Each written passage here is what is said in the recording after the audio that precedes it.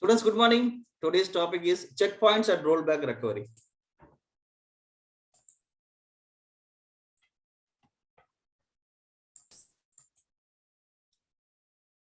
So what is failure recovery? After a failure, restore the system to its normal state. When a system has failed, recover system back to its error-free state is called failure recovery. There are two types. One is backward recovery and another is forward recovery.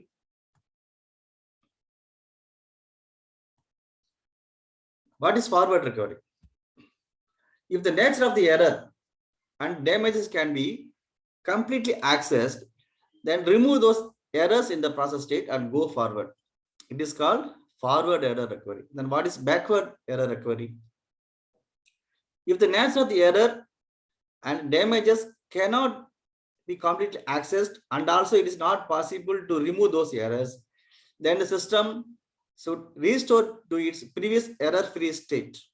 It is called backward recovery.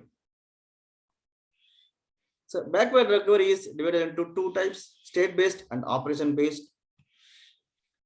And the state-based is further divided into two types. One is checkpoint-based and another one is log-based. And checkpoint-based is further divided into three types, uncoordinated checkpointing, coordinated checkpointing, and communication-induced checkpointing. Coordinated checkpointing is further divided into two types. One is blocking and another is non-blocking. And also the communication-induced checkpoint is divided into two types. One is model-based, another one is index-based. Take the log-based. Log-based also divided into three types. One is pessimistic logging, optimistic logging, and casual logging. Checkpoint. What is checkpoint?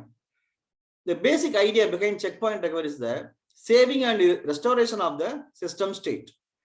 By saving the current state of the system periodically, it provides the information needed for the restoration of the lost state when the system fails. This checkpoint mechanism takes a snapshot of the system state and stores the data on some non-volatile storage medium. In the event of system failure, the internal state of the system can be restored and it can continue service from the point at which its state was last saved. After the state has been restored, the system can continue normal execution. How does a rollback recovery scheme work? Whenever a process rolls back to its checkpoint, it notifies all other processes also to roll back to their respective checkpoints. Then it installs its checkpointed state and resumes the execution. What's a local checkpoint?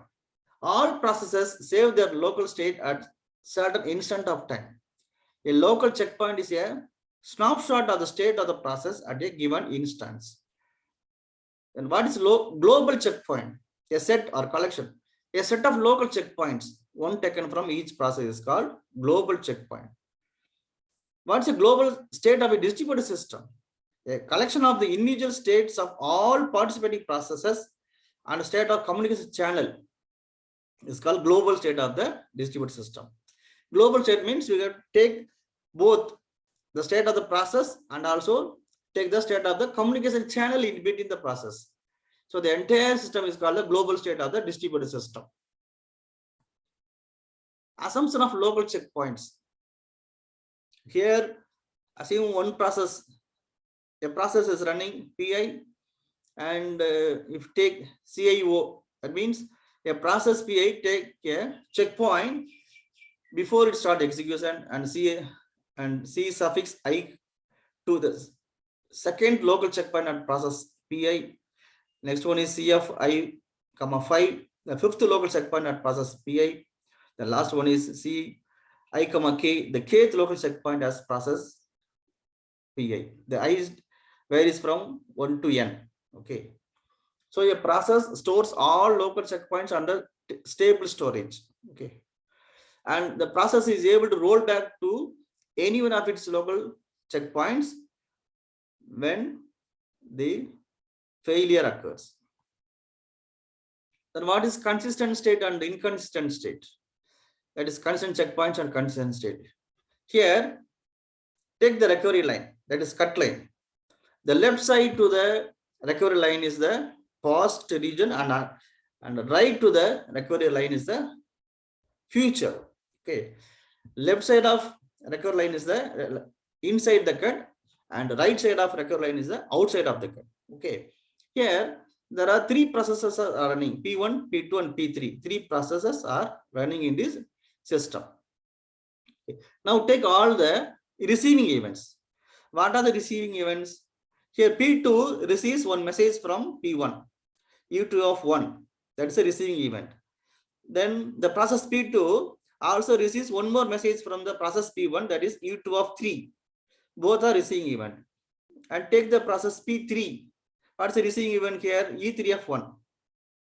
All these three are receiving event. For this receiving event, take the corresponding sending event. What are the sending event? E1 of 1, E1 of 2, and E2 of 2. Okay. Here, all the sending events are inside the cut. Okay. All these sending events are inside the cut. That is past, in the past region. Since all the sending events are inside the cut region, we can say these checkpoints are consistent checkpoint and consistent state. Okay. Only one receiving event is outside the cut, U2 of 3. Okay. But the corresponding sending event is inside the cut. So we can say these checkpoints are consistent and states are consistent, because the sending event for all the correspondent receiving events are inside the cut. So this is consistent state. So in the above state and state diagram, note all the receiving events and the corresponding sending events. For example, U2 of 1 is the receiving event and E1 of 1 is the sending event. Okay, both are inside the cut region. Similarly, E3 of 1 is the receiving event and U2 of 2 is the sending event. Both are also inside the cut region. E2 of 3 is the receiving event and it's outside of cut region, but the corresponding sending event E3 of 1 is inside the cut region. Since all the, see here, for all receiving events, the corresponding all sending events are inside the cut region. So it is a consistent state. Then what is inconsistent state and inconsistent cut? Take this cut. C1, C2, C3 are checkpoints. Okay. Here, what's the sending event? E1 of 1 is the sending event. What is the receiving event? U2 of 1. Here, the receiving event U2 of 1 is inside the cut, but the sending event E1 of 1 is outside the cut. So it is inconsistent state because the sending event is outside the cut. That is right side of the cut line. The sending event E1 of 1 is in the right side of the cut line or outside of the cut region or outside of the recovery line. So it is inconsistent state and inconsistent cut. So in the above diagram, the receiving event U2 of 1, there is no sending event inside the cut. Inside the cut, no sending event inside the cut. So it is an inconsistent state or inconsistent checkpoints or inconsistent whatever may be. Okay. What is lost message? Here, M1 is the message sent by the process P2, but due to failure in process P1, M1 could not reach P1, and so it is lost on the way. Some failure occurred in the process P1, so the message M1 cannot reach the message P1. Then the process P1 has to roll back to the last checkpoint C2 to recover its old state and continue the task. Okay. Some failure occurred in the process P1 due to some reason. So the process P1 rolled back to the nearest checkpoint. In between, the message sent by P2 has been lost because the process P1 has rolled back to the nearest checkpoint. What is intransit message? Message has been sent but not received. The message on the way. It's going to be received. It's going to be reached the process. So message on this stage is called in transit message. What is delayed message? The last messages may reach the destination process after it has been recovered from the failure. In that case, these messages are said as delayed messages. That is, messages arrived after rollback. Take the message M1. The message M1 has been lost because P1 rolled back. once the process P1 has been recovered, okay, there is chance for the message M1 to reach the process M1. Okay, so message has been reached M1 delayed. The arriving of the message M1 is delayed because of the failure and rollback.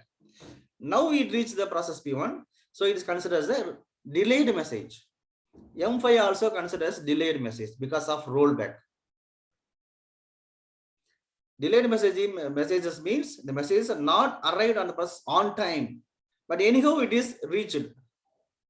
Okay, anyhow it is reached the process, but delay.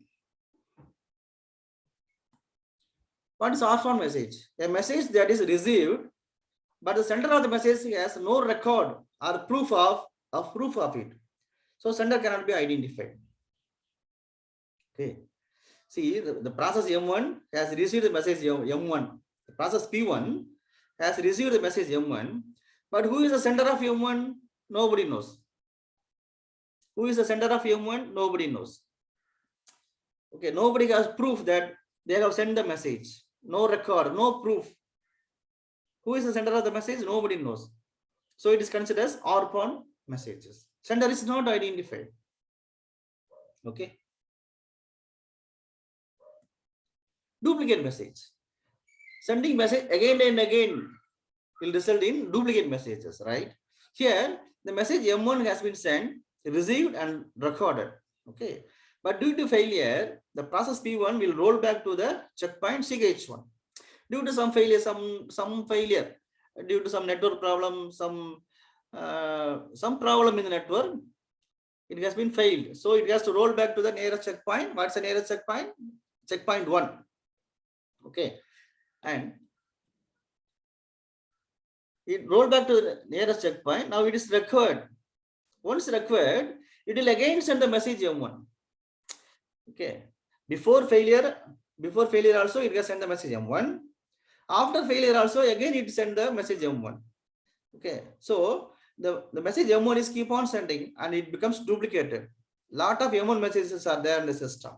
So M1 is a duplicate message.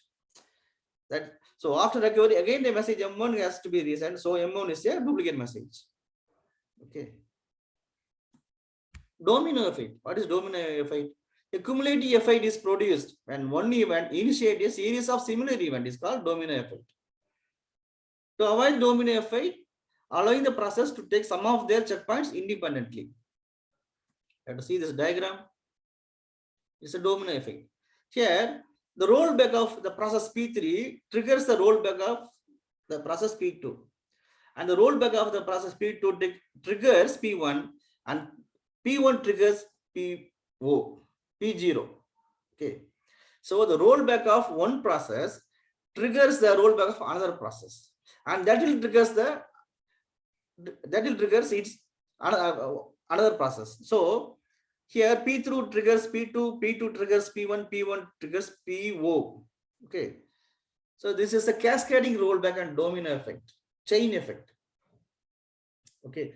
And due to this rollback, the message as M1, M2, M3 becomes orphan message due to rollback.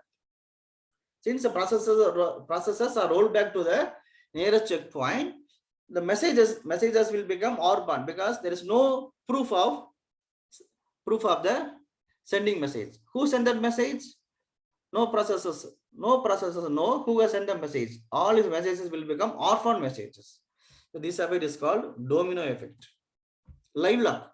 What is live lock? A single failure causing an infinite number of rollbacks is called live lock. Here there are two processes P2 and P1. The message M1 sent by the process P2 and the message N1 sent by the process P1. Okay, see the diagram.